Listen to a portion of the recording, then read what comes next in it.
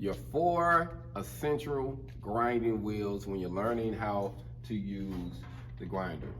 So it's 4 of them that you're going to use all the time when it comes to fabrication, installing, repairing, or building anything. You're going to have your wire wheel. This is going to be real handy when coming and cleaning your metal, keeping things clean. It could actually knock off some of the mill scale, but it's better to use a wheel sometimes, a grinding wheel, to actually get that mill scale off. But it's good to keep it clean where you can see everything that you're working on.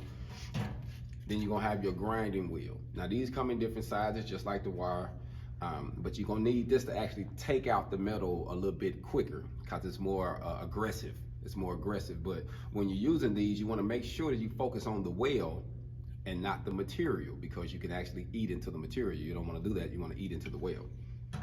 Then you're gonna have your buffing pad. Now your buffing pad, they come in different thicknesses, but these are very good when you're trying to keep everything clean and formatted like it looks like one piece.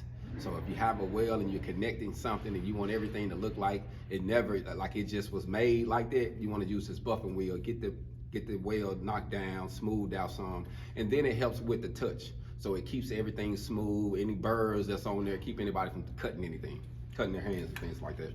And then you have the cutting wheel.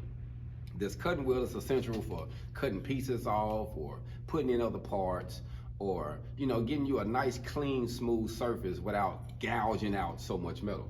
So if you would look at the difference of the grinding wheel and the cutting wheel, one is a lot thicker than the other, meaning with this one I can get a clean cut and I'm gonna take out maybe a 1/16, 1/8 inch barely. But with this one right here, if I tried to cut the same material, it's more of a 3/16 to 1/4 type of cut if I tried to cut it. Not saying that you can't, because you can, but it's going to be you taking out a lot of material you're trying to cut with this.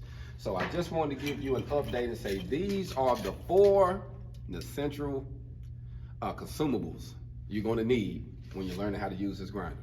Hog on.